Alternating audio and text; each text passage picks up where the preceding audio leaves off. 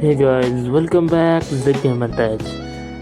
നിങ്ങളോട് ഓരോരുത്തരും ചോദിച്ചാൽ gaming phone 2025 best gaming phone ഏതാണെന്ന് ചോദിച്ചാൽ നിങ്ങൾ പലരും പറയും IQ15, IQ13, IQ10, IQ10R. അങ്ങനെ പല ഓപ്ഷൻസും പറയുമെങ്കിലും ഫ്ലാഗ്ഷിപ്പ് ലെവലിൽ നോക്കുകയാണെങ്കിലും ഏതൊരു ലെവലിൽ നോക്കുകയാണെങ്കിലും ഉള്ളതിൽ ഏറ്റവും ബെസ്റ്റ് ഗെയിമിംഗ് ഫോൺ 2024 ഇറങ്ങി, പക്ഷേ ഇന്ത്യയിൽ 2025 ഉന്നത പദവിയിൽ നിലനിൽക്കുന്ന ഒരു ഫോണുണ്ട്. നിങ്ങൾക്ക് ആ ഫോൺ ഏതാണെന്ന് അറിയണമെങ്കിൽ ഈ വീഡിയോ മുഴുവനായി കാണുക. അപ്പോൾ നമുക്ക് നേരെ വീഡിയോയിലേക്ക് പോകാം ഗൈസ്, ലെറ്റ്സ് ഗോ. അതിന് തന്നെ ലോഞ്ച് ഡേറ്റ് നോക്കുകയാണെങ്കിൽ 2024 നവംബർ മാസത്തിലാണ് വരുന്നത്. ഇതിൻ്റെ സ്പെസിഫിക്കേഷൻസ് ആൻഡിലേക്ക് പോവുകയാണെങ്കിൽ സ്നാപ്ഡ്രാഗൺ 888 ചിപ്സെറ്റാണ് വരുന്നത്. ഇനി നമുക്ക് ഇതിൻ്റെ GPU സ്കോർ നോക്കുകയാണെങ്കിൽ 4.3 GHz ആണ് വരുന്നത്. ഇനി നമുക്ക് ഇതിൻ്റെ റാം വേരിയൻറ്റുകൾ നോക്കുകയാണെങ്കിൽ 16 GB റാം അല്ലെങ്കിൽ 24 GB റാം LPDDR5Xൻ്റെ റാം വേരിയൻ്റാണ് വരുന്നത്. സ്റ്റോറേജിലേക്ക് പോവുകയാണെങ്കിൽ UFS 4.0 സ്റ്റോറേജ് വേരിയൻറ്റും 512 GB സ്റ്റോറേജ് അല്ലെങ്കിൽ 1 TB സ്റ്റോറേജ് തന്നെയാണുള്ളത്.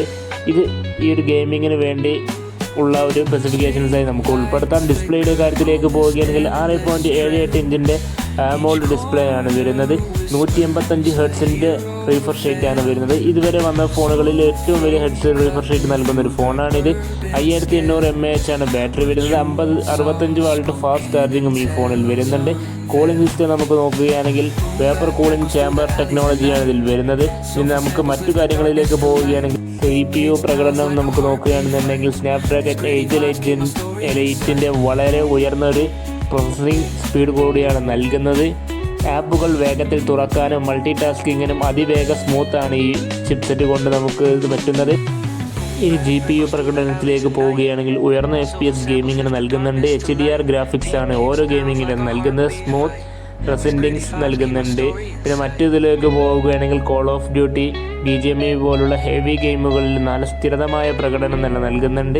പരമാവധി FPS ഗെയിമിംഗ് അനുസരിച്ച് 185 FPS വരെ ഈ ഫോണിൽ രേഖപ്പെടുത്തിയിട്ടുണ്ട്. താപനില നിയന്ത്രണം, അതായത് കൂളിംഗ് സിസ്റ്റം നോക്കുകയാണെങ്കിൽ വേപ്പർ കൂളിംഗ് ചാമ്പർ, ചൂട് വേഗത്തിൽ പുറന്തള്ളുന്ന ഒരു വേപ്പറിംഗ് കൂളിംഗ് ചാമ്പറാണ് നൽകിയിട്ടിരിക്കുന്നത്.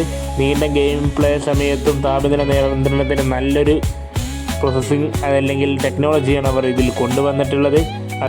ഇനി ഗെയിമിംഗ് പ്രകടനത്തിലേക്ക് പോവുകയാണെങ്കിൽ BGMIയിൽ HDR അല്ലെങ്കിൽ എക്സ്ട്രീമിൽ ഇട്ട് കളിക്കുകയാണെങ്കിൽ 90 FPS മുതൽ 120 FPS വരെയാണ് നൽകുന്നത്. കോൾ ഓഫ് ഡ്യൂട്ടിയിൽ നോക്കുകയാണെങ്കിൽ മാക്സിമം 120 FPS വരെയാണ് വരുന്നത്. ഇത്തരത്തിലുള്ള ഇൻട്രസ്റ്റിംഗ് ഇൻഫോർമേറ്റീവ് ടെക് വീഡിയോകൾക്കായി ചാനൽ സബ്സ്ക്രൈബ് ചെയ്യുക, ലൈക്ക് ചെയ്യുക, ഷെയർ ചെയ്യുക. അതിൽ നല്ല അടിപൊളി ടെക് വീഡിയോയുമായി വരുന്നതിലേക്കും bye, the game attach signing of.